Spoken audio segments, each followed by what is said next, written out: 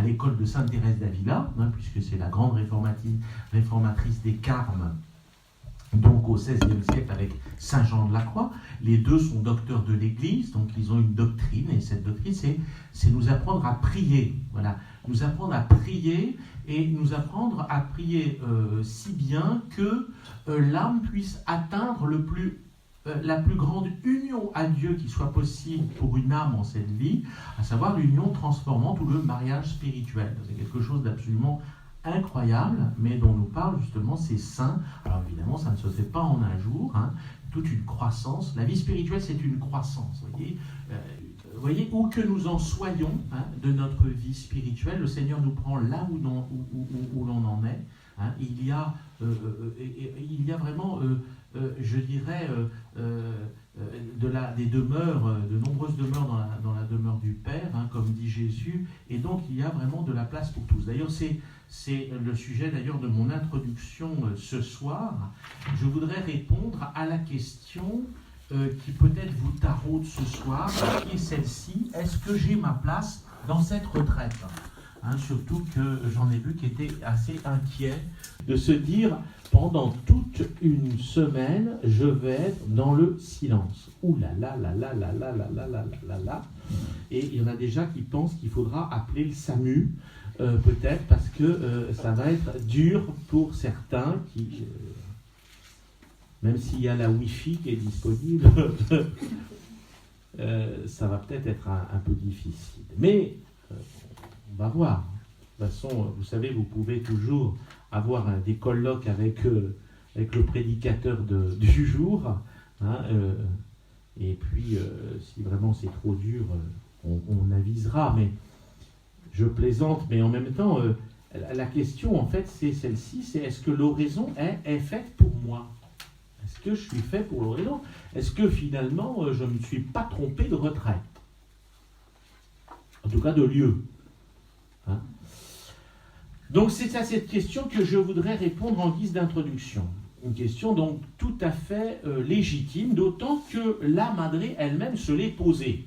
Et d'ailleurs pendant très longtemps, d'ailleurs elle s'est absentée de l'oraison parce qu'elle se sentait tout à fait indigne. Bon, c'est une grande tentation du démon, elle l'a compris après avec un confesseur qui savait, un maître spirituel, père spirituel qui savait véritablement ce qu'il en était du discernement des esprits, parce que précisément il a eu beaucoup de confesseurs et pères spirituels jésuites qui s'y connaissaient dans ce discernement et qui lui ont dit finalement c'est une grande tentation. Donc elle s'est remise à l'oraison et puis elle est devenue finalement la maîtresse spirituelle qu'on le connaît. Donc vous voyez, elle aussi, elle s'est posé cette question.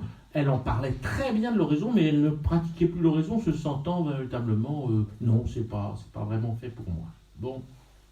Et puis après, heureusement, le Seigneur l'a convertie et elle est donc la maîtresse de la contemplation donc, et de la maîtresse spirituelle de la vie d'oraison, donc au Carmel. Donc l'oraison est-elle pour tous ? Voilà la question que je voudrais poser en ce début de retraite. Oui, parce que comme on vous l'a dit, vous aurez des enseignements. Vous n'allez pas rester en silence pendant toute une semaine, voyez, en attendant que l'Esprit Saint fasse son œuvre en vous.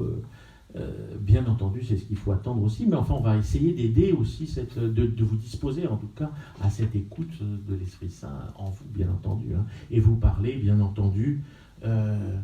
Dès demain, vous aurez un grand spécialiste de la Madre, qui est le père Joseph Giquel, qui a vécu pendant 28 ans à Avila. Donc il connaît bien et la ville et la Sainte.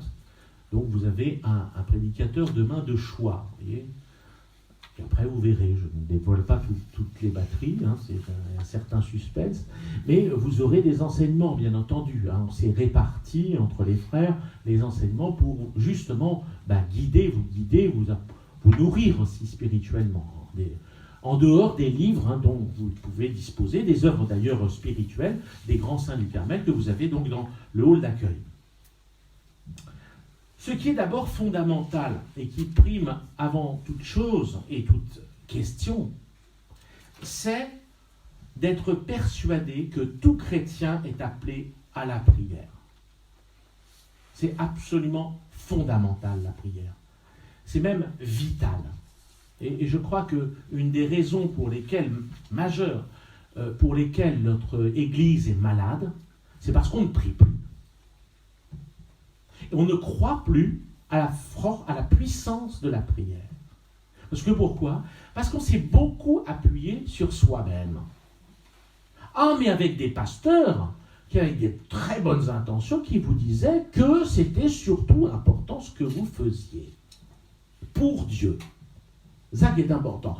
Faire des choses pour Dieu. Ah oui, alors ça c'est admirable. Mais que le Seigneur fasse des choses en nous et par nous, alors là, il n'y a plus grand monde, vous voyez ? Il n'y a plus grand monde. Et pourtant, on va le voir, et c'est toute la grande question, et pour cela que je crois que le Carmel et la spiritualité du Carmel est tout à fait moderne et d'actualité, pour ramener les gens à ce qui est fondamental, à savoir la vie mystique. Voilà. La vie spirituelle. La vie mystique qui n'est pas d'entrer dans une espèce d'état mystique, où vous allez marcher sur coussin d'air toute la journée, où vous cognez la tête au plafond avec toutes les extases que vous allez pouvoir vivre. Ça n'est pas ça. Ça, c'est complètement accidentel. La vie mystique, c'est la vie de foi, d'espérance et de charité vécue, expérimentée dans les profondeurs même de Dieu. Ce que Dieu nous donne d'expérimenter donc par les vertus théologales. C'est vivre finalement de la foi agissant par la charité, évidemment. Comme dit Saint Paul, si bien Saint Paul aux Galates. Vous voyez ? Autrement dit, c'est la vie chrétienne, rien de plus, mais véritablement, on expérimente la bonté de Dieu et la douceur de Dieu même. Et je crois que ça, c'est fondamental. J'y reviendrai parce que c'est mon grand dada. La vie chrétienne commence par la réceptivité au don de Dieu. Et c'est parce qu'on l'a oublié que ça va si mal. Non seulement dans notre Église, mais aussi évidemment dans le monde. Parce que quand l'Église va mal, ça va mal dans le monde. Puisque l'Église est au cœur du monde. Je pense que, précisément, l'Église a beaucoup développé la dimension institutionnelle. Bon, c'est pas mal. Magistère, on est d'accord. Moi, obéissant au magistère, on est tout à fait d'accord. Mais en même temps, il faut aussi, la hiérarchie et tout ça, on est d'accord, toute la dimension institutionnelle, mais on s'est trop appuyé là-dessus en oubliant la dimension, je dirais, prophétique, et mystique et prophétique, qu'est la mission aussi de l'Église, c'est-à-dire prophétique au sens d'annoncer la bonne nouvelle, et la bonne nouvelle, c'est que Dieu s'est fait homme, pour que l'homme devienne Dieu, comme disent les pères de l'Église, si bien. Mais bon. Autrement dit, Dieu nous rejoint. Et nous allons voir que, justement, précisément, la prière, l'adoraison, c'est faciliter cette proximité de Dieu. Faire l'expérience que Dieu est proche de nous. Et c'est cela qui est extraordinaire, c'est-à-dire de comprendre que l'on ne va pas vers Dieu, mais c'est que lui qui vient vers nous. Chose qu'on n'a pas dite. Moi, je l'ai rarement entendue. Or, il y a une perversion quand on... Vous voyez, dans la vie chrétienne, il y a une perversion quand on pense que c'est l'homme qui, par ses efforts, va vers Dieu, alors que c'est pas comme ça qu'il faut voir les choses. C'est Dieu qui vient vers nous. Et qui nous donne tous les moyens pour répondre à son amour.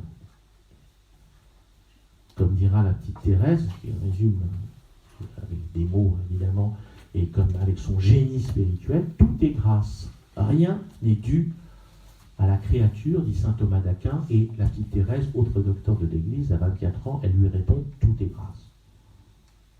Et oui, rien n'est dû à la créature. Saint Thomas d'Aquin, tout est grâce. Sainte Thérèse de Lisieux. Donc il faut commencer par là. La vie éternelle, c'est un cadeau que Dieu veut nous faire. commence évidemment dans la foi, mais c'est un cadeau immérité, c'est une grâce. Voilà. On ne peut pas mériter. Il n'y a pas de mérite préalable à la grâce. Mais par contre, cette grâce, il va falloir qu'elle fructifie. Elles veulent fructifier en nous. Hein? Une semence qui veut fructifier en nous. Il y a un dynamisme de la grâce. Hein? Mais donc nous sommes seulement capacités. Vous voyez, et même, Saint Paul va dire, notre capacité vient de Dieu même. Vous voyez, c'est tout à fait incroyable. Hein? Rien n'est dû à la créature. Vous voyez, voilà.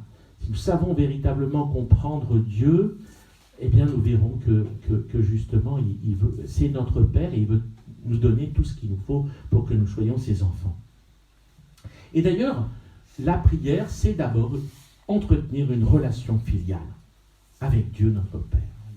Et là, il faut revenir au Fils unique, plein de grâce et de vérité, comme dit Saint Jean, le Christ Jésus lui-même qui a prié, qui se mettait à l'écart pour prier dans la solitude et dans l'intimité de son cœur, et qui a appris à ses disciples à prier.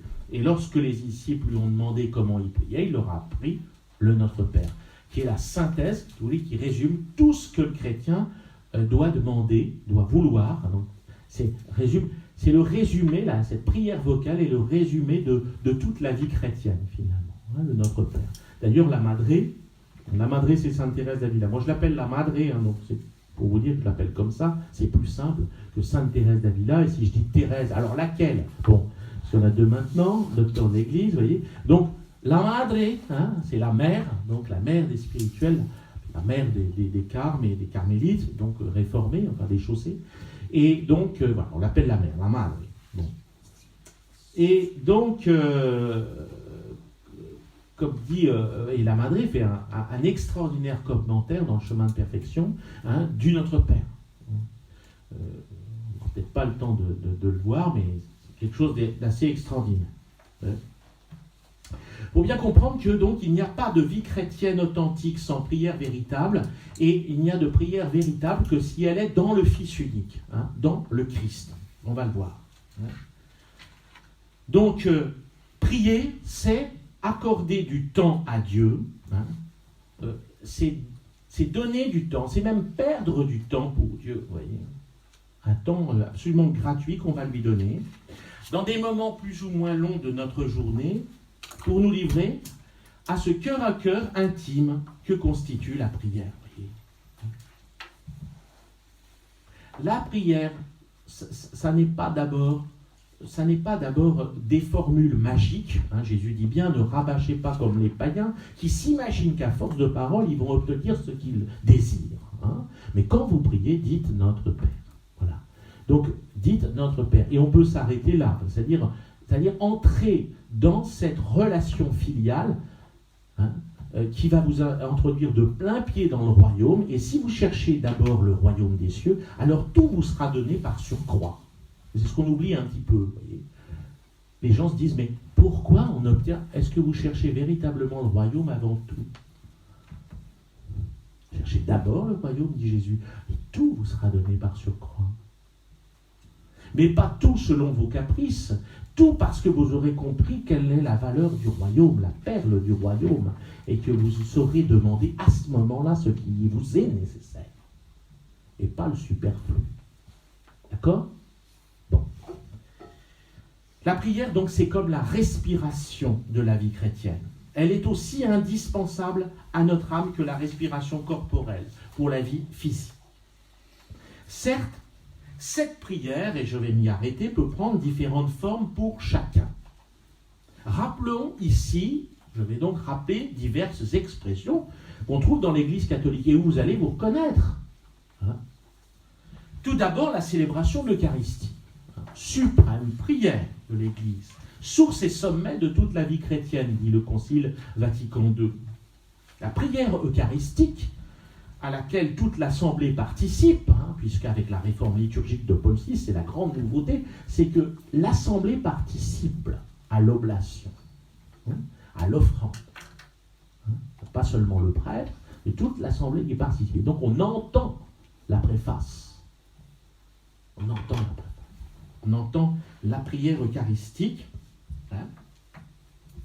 Et donc la communion aussi qui va en découler, où tout le peuple de Dieu reçoit donc la présence réelle, sacramentelle mais non moins réelle de son Sauveur, Jésus-Christ, et qui s'offre avec le Christ pour le salut du monde. Hein. Ce sont les deux mouvements de la célébration eucharistique. Dieu se donne à nous dans son Fils, et nous donnons, avec lui, nous nous offrons pour la gloire de Dieu et le salut du monde. C'est la prière par excellence de l'Église. Vous voyez, un source et sommet de la vie chrétienne, dit le Concile, et c'est très important. Ensuite, la prière liturgique, qui est le prolongement d'ailleurs de la vie eucharistique, qui est dans la continuité. Alors, ce sont la célébration des heures de l'office divin qui sont réservées d'abord aux prêtres, aux religieux. Pour les moines, c'est l'office monastique des heures. Mais habituellement, pour les religieux, prêtres séculiers, c'est le bréviaire romain, c'est ce bréviaire dont nous disposons, nous, pour les offices. On prend le bréviaire romain, donc de tout. Et auquel, maintenant, depuis le Concile Vatican II, cette prière de l'office, et il est bon que des laïcs aussi y participent. Ne serait-ce que pour les grandes heures, l'eau des vêpres, vous voyez, évidemment, ça n'est peut-être pas possible de participer à toutes les heures. Mais c'est déjà une grande prière, vous voyez. Le Concile dit bien que lors de la célébration de toute prière liturgique, le Seigneur est présent. Il est présent. Car quand 2 ou 3 sont réunis, en mon nom, dit Jésus, je suis au milieu de vous. La Lectio Divina aussi, une autre forme de prière. Alors là, c'est plus une prière monastique. Vous savez que les moines sont très attachés à la Lectio Divina, qui est la lecture priante donc de l'Écriture sainte, et qui est aussi une école d'oraison, de prière intime, mais privilégiée pour les moines. Enfin, toute la grande tradition monastique, les cisterciens, ils vont après les matines au scriptorium, de longues heures, avant les laudes, ils vont au scriptorium tous ensemble, et là, ils méditent la parole de Dieu, ils la ruminent. Voilà, c'est une contemplation, c'est une forme de contemplation, mais plus dans la tradition monastique. Puis l'adoration eucharistique. L'adoration eucharistique est une forme, c'est un prolongement lors de la célébration eucharistique, bien entendu, une prière toute centrée sur le Saint-Sacrement. La présence du Christ dans le sacrement de l'autel. Et on lui rend hommage, donc d'abord c'est un hommage, mais en même temps un hommage qui peut prendre une forme absolument contemplative, d'oraison contemplative, bien entendu. La méditation des mystères du rosaire aussi. Ne négligeons pas aussi la piété populaire, qui avant d'abord d'être une piété populaire, il faut nous rappeler que Notre-Dame du Rosaire a donné à Saint Dominique le rosaire. Moi j'y crois, comme elle a donné le Saint Scapulaire au Carme, elle a donné le rosaire aux Dominicains. Le rosaire comme un moyen, et vous avez Grignon de Montfort d'ailleurs qui en parle très très bien, comme véritablement un moyen d'union à Dieu. Si tant est que ce ne soit pas une prière où on pense qu'il faut donner son quota d'Ave Maria au Seigneur, et quand il aura son quota, alors il pourra nous exaucer, vous voyez. Il vaut mieux réciter 2 Ave Maria en étant véritablement conscient de ce qu'on fait, que 3 rosaires dans la journée en ayant pensé à toute autre chose. Vous voyez ce que je veux dire? Bon. Ça, la Madre, elle le répète souvent, il faut véritablement penser à ce qu'on fait. C'est-à-dire, il faut être dans ce qu'on fait. Et quand on se présente devant Dieu, quand on va à la prière, il faut être vraiment conscient qu'on va pour un dialogue avec Dieu. Donc, voilà. Il est là, je suis là. C'est l'acte de foi suprême. Là. Et la prière peut commencer, vous voyez. Il est là, je suis là. Comme disait, c'est les journées... On est le jour de la Saint-Jean-Marie Vianney, même si on n'en a pas fait mémoire aujourd'hui, 4 août, le saint patron de tous les curés de la terre. qui voit tous les jours un paysan qui est là au fond de son église et qui a l'air encore plus mystique que lui. C'est dire, imaginez. C'est souvent le cas, le Seigneur se plaît avec des grands saints à leur montrer des saints encore plus grands qu'eux. C'est extraordinaire pour les garder dans l'humilité. Comme le petit cordonnier pour Saint Antoine. Bon. T'as d'autres saints, vous voyez. Et alors il voit ce paysan, il lui dit, mais qu'est-ce que... Alors il interroge un jour, alors qu'est-ce que vous lui dites à Dieu dans la prière? Eh bien, il m'avise et je l'avise. Voilà. Et là, le curé d'Ars, extraordinaire. Saint Jean de la Croix aussi, un jour, un petit frère convert dans un couvent d'Espagne, on lui dit, il est profondément mystique. Alors il veut l'éprouver un petit peu pour savoir, il dit, frère Juan, qu'est-ce que Dieu pour toi? Et là, le frère regarde et lui dit, Dieu est ce qu'il veut être. Et là, Saint Jean de la Croix, il dit, Saint Jean de la Croix, docteur d'Église, et oui, d'accord. Ben oui, c'est la plus belle réponse qu'on ne puisse jamais faire de Dieu. Dieu est ce qu'il veut être. On a du mal à le comprendre, malheureusement. Bon.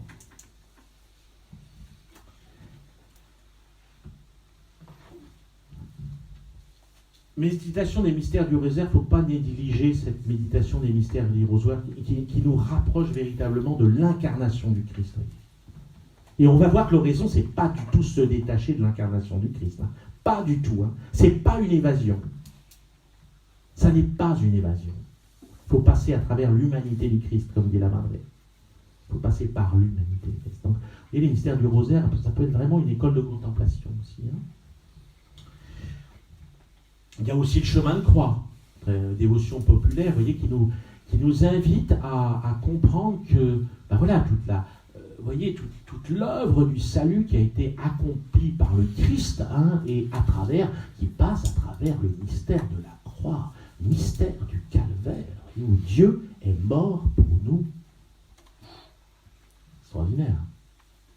C'est pas pour nous culpabiliser la croix, au contraire, c'est pour exalter l'amour fou de Dieu et le prix qu'il attache à notre salut. Ah oui, c'est pas rien. Bon. Et puis la récitation de prières vocales ou d'oraisons courtes et fréquentes. Ça, on peut. Ou alors, vous savez, développer ce type de prière qu'on appelle la prière de Jésus, vous voyez, que développent beaucoup les orientaux, les chrétiens orientaux et orthodoxes, notamment la prière de Jésus, du pèlerin russe. Une antique prière, Seigneur Jésus, prends pitié, Fils Dieu du vivant, prends pitié de moi, pécheur, qui a donné naissance à un mouvement spirituel qui s'appelle l'hésychasme, vous voyez, la recherche finalement de la paix intérieure, de la paix du cœur à travers cette supplication. Seigneur Jésus, Fils du Dieu vivant, aie pitié, prends pitié de moi, pécheur. Mais on le verra, il y a d'autres moyens. Ne serait-ce, ça c'est une prière, mais il peut y avoir seulement un mot. Vous voyez, un mot. Vous voyez, parce que, on va le voir, l'oraison tend à se simplifier. L'oraison, la prière d'oraison, tend à la simplification. Parce que Dieu est simple. Nous sommes compliqués et malades, mais Dieu est extrêmement saint. Vous voyez, et il va nous simplifier. Se s'approcher de lui, c'est peu à peu lui ressembler. Vous voyez, on a été créé à son image et à sa ressemblance. Alors de compliqué qu'on est, vous voyez, on va devenir moins compliqué, beaucoup plus simple. Vous voyez, et notre raison, notre prière, elle va être très très simple aussi. Vous voyez. Et ce n'est pas parce qu'elle est simple qu'elle est pauvre. Au contraire. Il ne s'agit pas dans l'oraison de penser beaucoup, comme dit la Madre, mais d'aimer beaucoup. Oui. Prier, ce n'est pas élaborer, échafauder des espèces de théories ou d'entrer dans une sorte de pensée théologique, où je vais penser à des choses, ça, bon. Ça, c'est l'ordre de la méditation. Alors, c'est vrai, la méditation, on peut faire feu de tout bois avec la méditation. Mais ça, c'est le stade premier, je dirais, voilà, c'est l'entrée en oraison. Ça commence par la méditation, on le verra. J'anticipe un peu. Mais après, vous allez revenir à la méditation alors que le Seigneur vous donne la contemplation. Le don de la contemplation. Vous seriez bien fou de revenir en arrière. C'est ce que n'ont pas compris nos pères jésuites. Et donc, eh oui, le problème, ça reste, je veux dire, la méditation, on construit un truc, oui, et après. Après. Quand Dieu saisit l'âme, alors là, c'est autre chose. Bon. Et puis, il y a toutes les prières personnelles qu'on peut faire, évidemment. Les prières en couple aussi, en famille. Les prières en famille. Ne négligeons pas la prière en famille, même si ça ne dispense pas de la prière personnelle. C'est pas parce qu'un couple a prié avec les enfants, ou ont prié ensemble, que ça les dispense de la prière personnelle. Et la vie de couple, c'est pas une fusion. Non, votre vie personnelle aussi, et justement ce jardin intérieur qu'il faut cultiver aussi personnellement. Donc il y a véritablement tout à fait légitime qu'une mère de famille, elle entre dans sa chambre ou dans une pièce qu'elle a réservée à la prière, puis qu'elle dise à son mari, écoute, si tu veux bien ne pas me déranger pendant un quart d'heure, voire une demi-heure, j'en serais fort aise. Et elle a le droit. Enfin, si elle a le temps, pourquoi elle ne le ferait pas? Mais à l'heure actuelle, on fuit le silence, on a peur du silence, on a peur de la solitude, on a peur de... Les gens, la solitude, ça c'est un des éléments très importants. La solitude, à l'heure actuelle, ça n'existe pas pratiquement.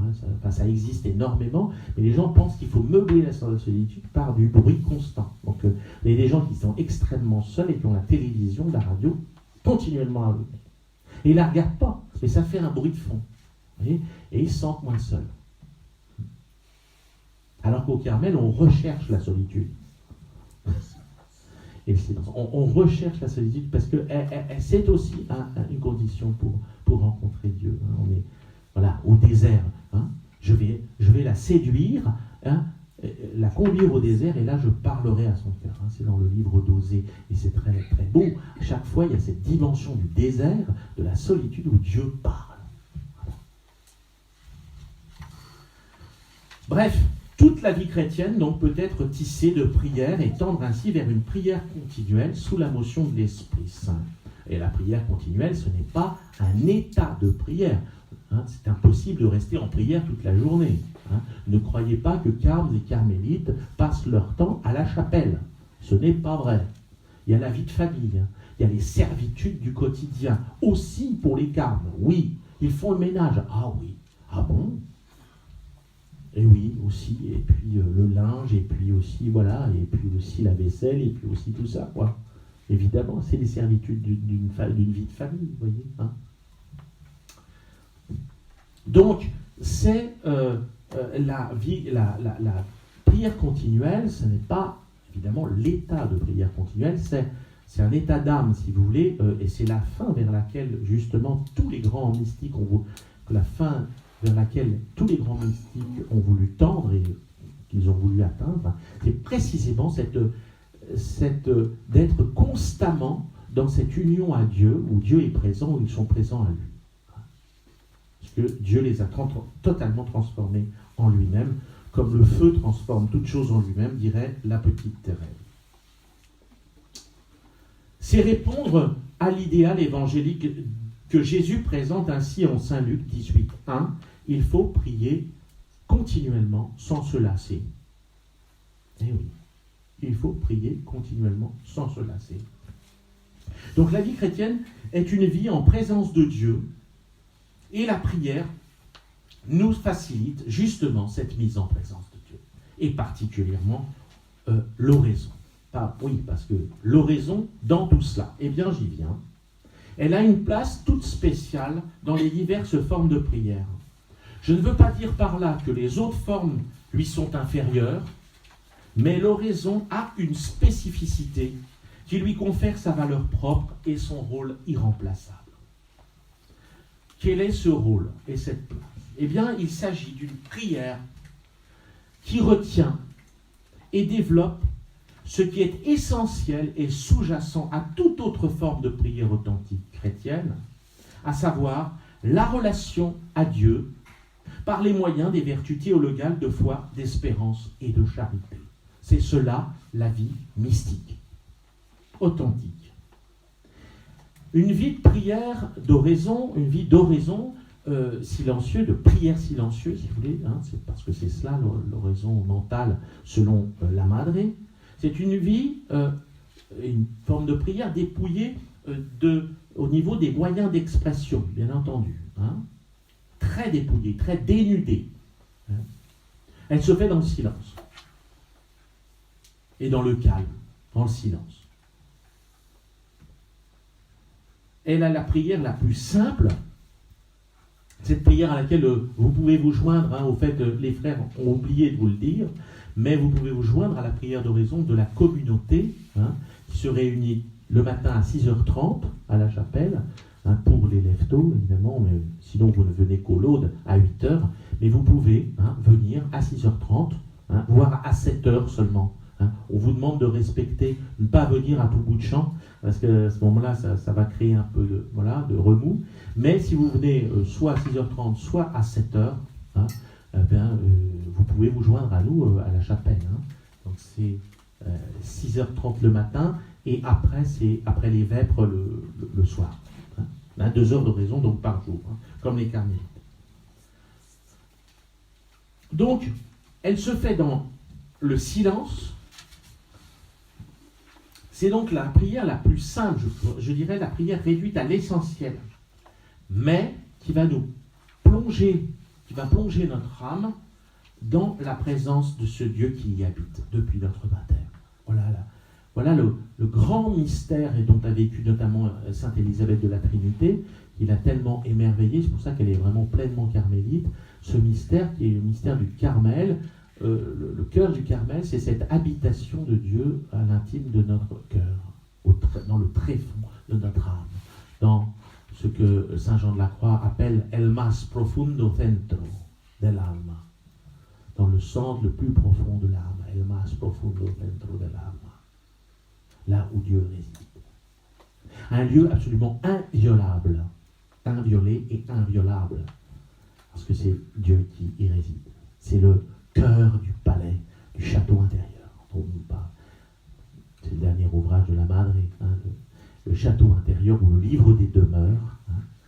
Vous allez de demeure en demeure jusqu'à l'union à Dieu dans la chambre nuptiale. Et cette chambre nuptiale, c'est le más profundo centro del alma, le centre le plus profond de l'âme, là où Dieu réside et où il nous attend pour s'unir à nous dans l'éternité. Et ça, ils ne sont pas docteurs pour rien, les mystiques du Carmel, vous savez. C'est du feu. Parce que justement, ils vous attirent à quelque chose d'absolument extraordinaire. Ils vous font miroiter des profondeurs dont on n'a pas idée. Ici et maintenant, ils vous disent que l'union à Dieu est possible. Une union telle que vous devenez Dieu par participation d'amour. C'est pas moi qui parle, c'est Saint Jean de la Croix encore. Dieu par participation d'amour. Et le moyen privilégié de cette union à Dieu, c'est la foi. Moyen proportionné, le seul moyen proportionné de l'union de l'âme avec Dieu, c'est la foi, dit Saint Jean de la Croix. Et cette foi, elle est vivifiée, elle est dynamisée, elle est purifiée par la vie d'oraison. La vie d'oraison, justement, c'est cette vivification sans cesse de cette animation, si vous voulez, de notre vie de foi. C'est pour ça que quand Saint Jean de la Croix parle de foi, c'est de la foi vivante, la foi vive. La foi éclairée sous la lumière des dons du Saint-Esprit. Et la foi activée par cette recherche de Dieu à l'intime de notre cœur et qui, par le moyen donc de l'oraison. Il dit même une phrase qui résume tout: celui qui fuit l'oraison fuit tout ce qu'il y a de bon. Voilà, vous pouvez en faire votre partie, hein. Surtout cette semaine, voilà, hein. Il fuit tout ce qu'il y a de bon. Vous voulez quelque chose de bon, c'est l'oraison, voilà. Comme Saint Jean de la Croix. Bon. Mais il n'y a pas une forme unique d'oraison. Et même si les grands docteurs du Carmel nous balisent évidemment les chemins de la vie spirituelle, l'oraison est offerte à tous parce que tous les chrétiens peuvent y trouver cette forme de prière qui les rapproche davantage de Dieu. Pourquoi ? Parce qu'elle nous apprend à entrer au-dedans de nous-mêmes pour y trouver celui qui nous attend. Il faut donc que chaque personne découvre sa manière d'oraison thérésienne, sa manière d'oraison, aidée évidemment par les grands spirituels, bien entendu, et notamment les mystiques du Carmel, mais une manière qui soit adaptée à sa vie, hein, et à sa vie spirituelle, et aussi évidemment à sa vie quotidienne. Hein. Il ne s'agit pas pour une mère de famille qui a des enfants de faire 2 heures d'oraison par jour. Enfin bon, sauf exception, mais vraiment ça peut peut-être arriver, hein, mais alors c'est quand même très exceptionnel, il faut avoir vraiment des grandes grâces, hein. Peut-être ça peut arriver, je ne sais pas, mais en tout cas, vous voyez, il faut adapter. Hein. Il y a la raison, hein, qui doit toujours éclairer la foi. Vous voyez. Foi et raison doivent toujours aller de pair, exactement, et également hein, le jugement prudentiel, vous voyez, toujours, hein, cette fameuse prudence, hein, qui n'est pas de ne pas faire les choses parce qu'on ne sait pas, non, au contraire, de discerner ce qui est bien et ce qui ne l'est pas. Voilà. C'est cela le jugement, la sagesse prudentielle, hein, qui doit toujours nous éclairer. Mais, donc, s'adapter. Mais ce n'est pas une réalité figée, l'oraison, hein, une fois pour toutes. Hein. Parce que l'action de l'Esprit Saint va faire que peu à peu notre prière se transforme, se simplifie, s'unifie aussi au fil du temps, selon les modalités d'une vie spirituelle qui est toujours en croissance. Je le répète. Il y en a donc pour tous les goûts. C'est la Madre qui le dit. Sachez que dans cette voie, l'eau ne manquera jamais. L'eau ne manquera jamais. Hein, même ceux qui ont peur du silence, l'eau ne manquera jamais. Que ce soit de petites flaques d'eau, dit-elle, pour les enfants, donc les débutants, hein, et des petites flaques d'eau. Hein, ou alors les torrents d'eau vive, hein, pour ceux qui sont avancés dans la contemplation. L'eau ne manquera jamais, l'eau vive de l'Esprit Saint, hein, l'eau vive de la contemplation, l'eau vive de cette expérience fruitive de Dieu qu'on peut faire précisément dans cette vie d'oraison. L'oraison est donc un chemin pour tous. Tous les baptisés, il y a un appel universel à la sainteté, et bien moi je dis qu'il y a un appel universel, enfin c'est pas moi qui le dis, parce que c'est la Madre aussi qui le dit, il y a un appel universel, hein, à l'oraison. Tous les baptisés sont appelés à goûter dans l'oraison combien le Seigneur est bon, qu'il se laisse toucher dans la foi. Et c'est comme Jésus dans l'Évangile, ça c'est le bienheureux Marie-Eugène de l'Enfant Jésus, qui dit que dans l'acte de foi de l'oraison, c'est exactement comme la femme dans l'Évangile qui touche la frange du vêtement de Jésus et qui est guérie. Dans son acte de foi. Et Saint Jean de la Croix lui fait écho en disant que la foi nous donne Dieu. Extraordinaire. La foi nous donne Dieu. Énorme. Extraordinaire. La foi nous donne Dieu. Donc la foi nous donne d'entrer véritablement dans une connaissance de Dieu, qui est la connaissance justement mystique, expérimentale, si vous voulez, de Dieu, par un don, évidemment, immérité, qui est le don de la contemplation, un don infus. Hein. On ne peut pas se donner soi-même. On peut s'y disposer, mais on ne peut pas se le donner soi-même. Mais de toute façon, même si vous n'êtes pas dans la contemplation, vous gagnerez toujours à faire oraison. Même si vous n'allez pas vers les degrés très élevés de la contemplation, dans l'oraison de quiétude ou d'union dont parle la Madre, il y en a pour tous les goûts et pour... Voilà, il y a des petites flaques, et puis voilà. Et puis les enfants, ils se contentent des petites flaques. Hein, ils peuvent faire aussi naviguer leur navire, et il y a plein de choses à faire avec des petites flaques. Bon.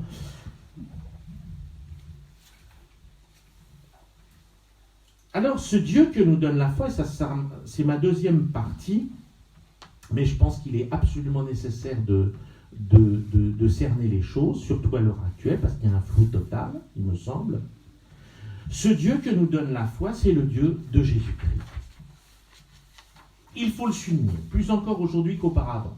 En effet, l'oraison thérésienne au Carmel n'a pas grand-chose, n'a même rien à voir avec toutes les formes de méditation qu'on propose actuellement.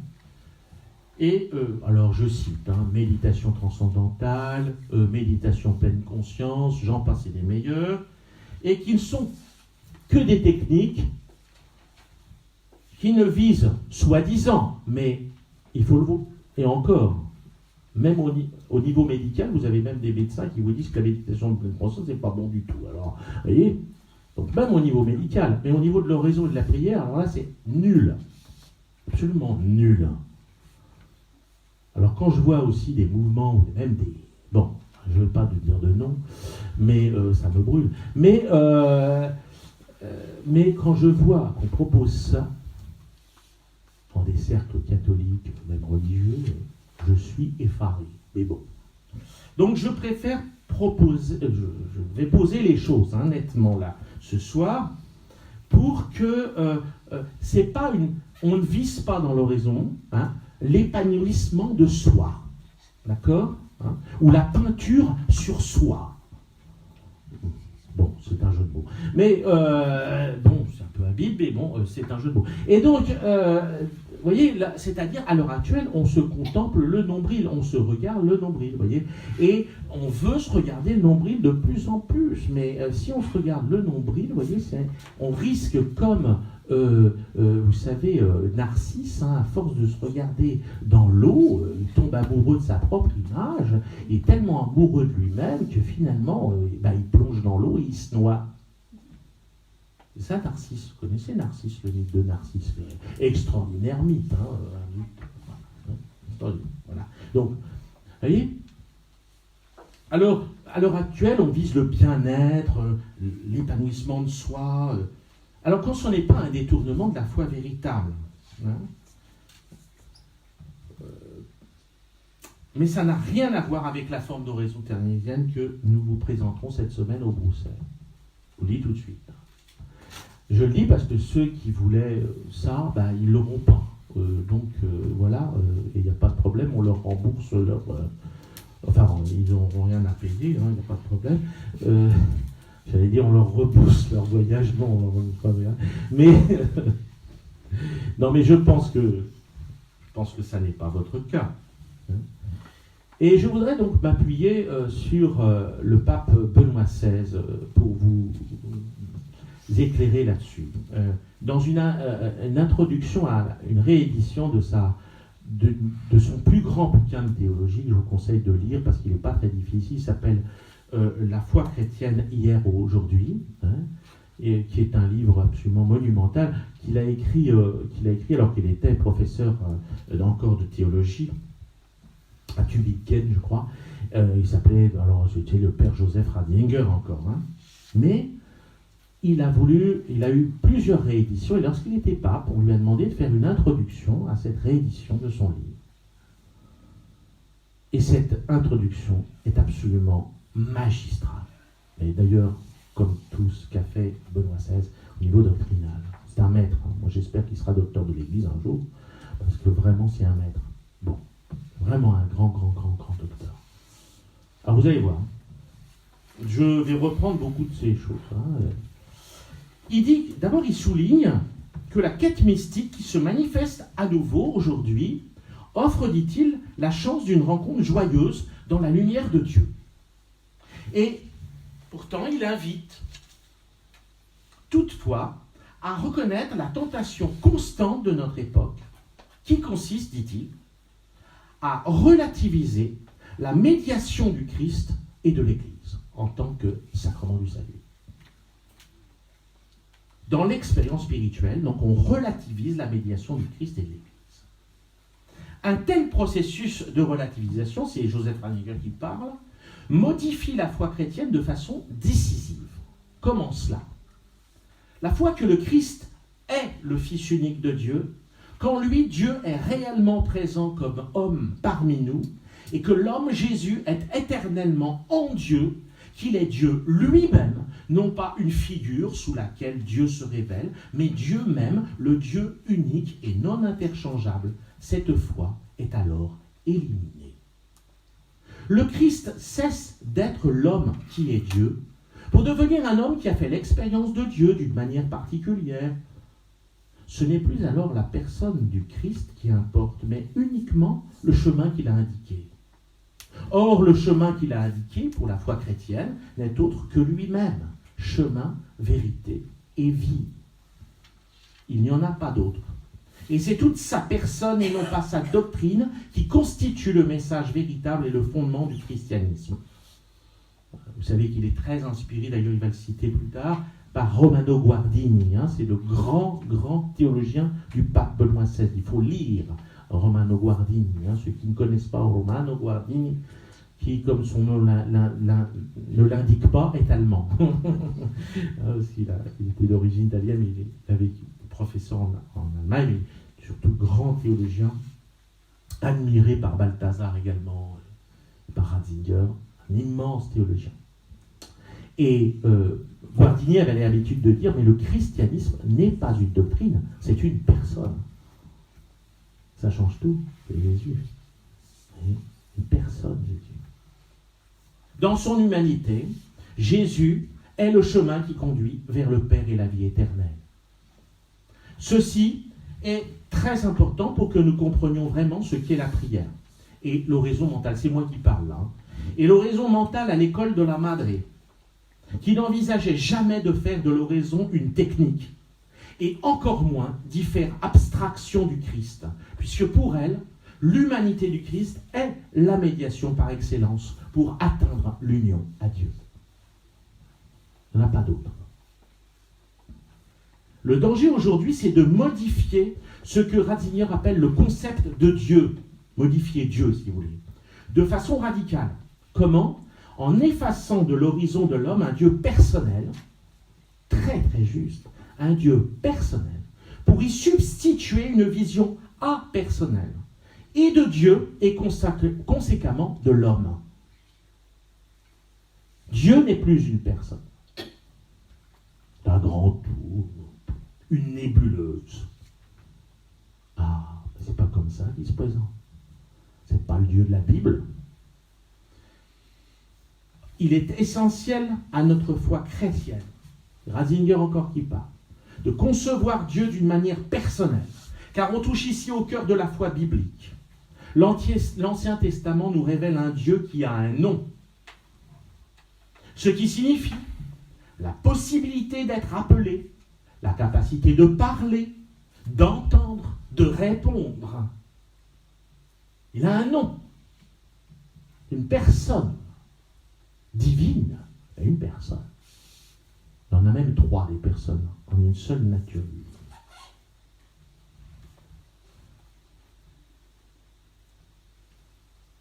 Or, là où Dieu est conçu de façon entièrement impersonnelle, comme dans le bouddhisme, il n'a pas peur de dire les choses, Benoît XVI, comme dans le bouddhisme, ainsi que le pur rien par rapport à tout ce qui se manifeste réellement à nous, il n'existe pas alors de relation positive de Dieu au monde. Le monde est une illusion. Il n'y a pas de relation, à ce moment-là, positive de Dieu au monde. Il n'y a pas de paternité divine.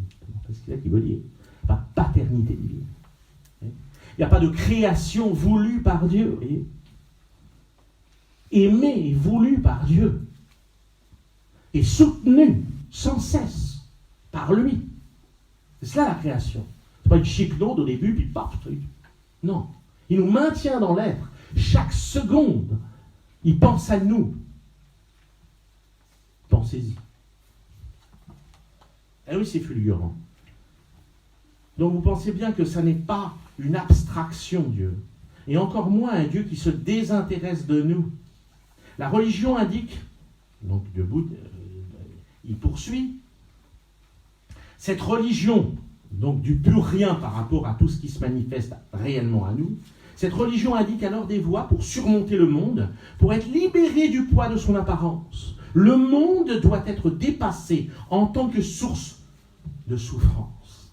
C'est tout à fait ce qu'on voit à l'heure actuelle. La croix, oh non, surtout pas la croix. Il faut être guéri. Mais la croix, non. Donc, il faudrait creuser là, cette pensée davantage pour y percevoir l'origine de l'engouement actuel pour toute cette recherche de bien-être, de guérison, d'évasion par rapport à la souffrance, quelle qu'elle soit. Dans cette perspective, le salut consiste alors, c'est Ratzinger qui parle, dans le dépassement de la distinction avec tout ce qui est, dans la libération de l'illusion du soi et finalement dans l'effacement de la notion de personne humaine. Waouh! Il envoie du bois, hein, comme on dit. Hein. C'est pavé dans la mare. Et c'est bien, ça éclabousse. Ah, ça fait du bien. C'est pète de... Voilà. J'aime bien, moi, quand on nous met dans un certain inconfort, vous voyez, mais en même temps, vous allez voir, c'est prodigieux parce que c'est du Benoît XVI, donc c'est résolument plein d'espérance, sa théologie. C'est ça qui est extraordinaire. Il est plein d'espérance. Mais attention, c'est l'espérance. C'est pas le progrès. C'est l'espérance. Ça n'a rien à voir avec le progrès. D'accord ? Bon.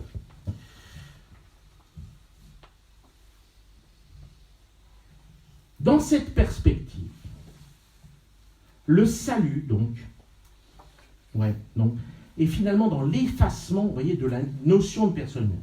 Or, lorsque le caractère singulier des personnes n'existe pas, il n'est pas possible non plus de fonder la dignité intangible de toute personne humaine. C'est pour ça que notre monde, qui est impersonnel, se rue vers toutes ces spiritualités orientales. C'est hyper confortable pour lui. Il n'y a pas de remise en cause. Everything is all right. Do you want some?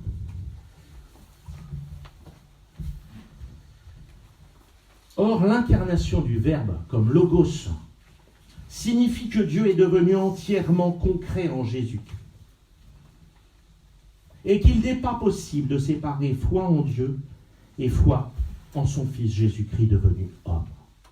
Lorsque nous séparons le Christ et Dieu, il y a derrière cela le doute que Dieu puisse réellement nous être si proche, qu'il soit en droit de se pencher aussi bas. Que nous ne voulions pas cela semble être de l'humilité. Oh non, c'est trop grand pour nous. Ah, se répond Ratzinger, en s'appuyant sur Romano Guardini. Mais Romano Guardini a attiré l'attention avec raison sur le fait que l'humilité la plus haute consiste à accepter que Dieu fasse également ce qui nous apparaît proprement inconvenant et à nous incliner devant ce qu'il fait et devant ce que nous imaginons de lui et pour lui. Dieu est ce qu'il veut être. Disait le petit frère à Saint-Jean de la Croix, le grand docteur. Dieu est ce qu'il veut être. Le problème, c'est que nous ne le laissons pas être ce qu'il veut être pour nous. Il faut toujours qu'on... Enfin, c'est le problème du péché originel. Il faut toujours qu'on prenne la main. On veut prendre la main. Alors qu'il ne faut pas prendre. Il faut accueillir. Il faut recevoir. Et voilà ce qui est dur.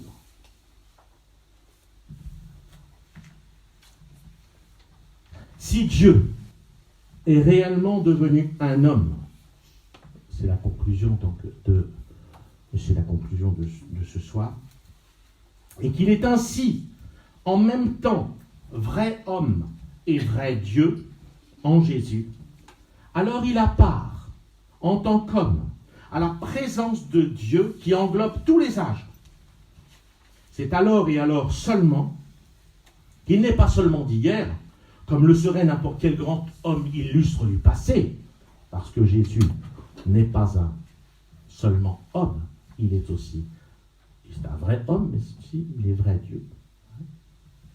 Mais il est présent parmi nous aussi, notre contemporain dans notre aujourd'hui. Extraordinaire. Et Ratzinger qui nous ramène vraiment la présence du Christ au cœur du monde. Et la vie mystique, c'est la présence du Christ au cœur du monde. C'est la transparence du réel qui est plus réel que ce réel que l'on voit, qui est le Christ Seigneur. C'est lui qui est vraiment réel. Et nous devons percevoir à travers le réel, tout ce que nous voyons, cette transparence, vous voyez, comme du visage du Christ. Et dans notre vie, et il devrait en être de même. Et c'est dans cette perspective-là, c'est pour ça que j'ai fait ce détour, non seulement pour mettre les choses au point, mais en même temps pour faire ce détour, pour vous faire comprendre que ce que nous allons faire cette semaine, c'est entrer dans la spiritualité du Carmel réformé par la Madre, mais c'est-à-dire un ordre qui, à la suite du prophète Élie, qui est le chef Dux et Pater Carmelitarum, donc chef et